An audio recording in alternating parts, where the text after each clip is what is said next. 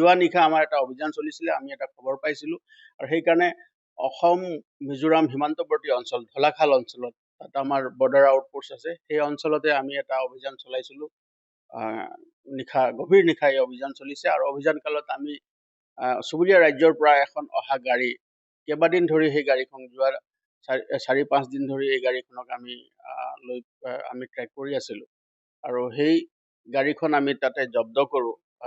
Bolero pickup ভান হয়, গাড়ীখনৰ number হ'ল ASPC 8976 আৰু গাড়ীখন যেতিয়া আমি ইণ্টাৰচেপ্ট কৰোঁ, গাড়ীখন ইণ্টাৰচেপ্ট কৰাৰ পিছত তাত থকা দুজন আৰোহী, এজনৰ নাম চেমুৱেল লংডিন আৰু আনজনৰ নাম হ'ল এণ্ডি কুকি। দুইজনৰ বয়স 27 বছৰ আৰু দুইজনৰ ঘৰ লামকা বুলি ঠাই অঞ্চলত আছে, চুৰাচান্দপুৰ, মণিপুৰ।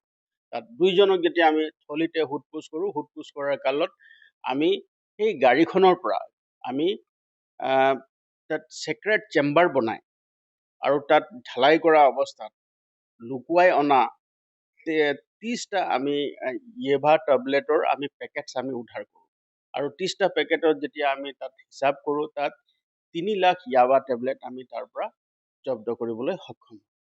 আৰু এই জব্দকৃত যি সামগ্ৰী আছে, জব্দকৃত যি অবৈধ নিচাযুক্ত সামগ্ৰী আছে, এই সামগ্ৰীৰ চোৰাং বজাৰত আনুমানিক বজাৰ মূল্য প্ৰায় 90 কোটিৰো অধিক হ'ব।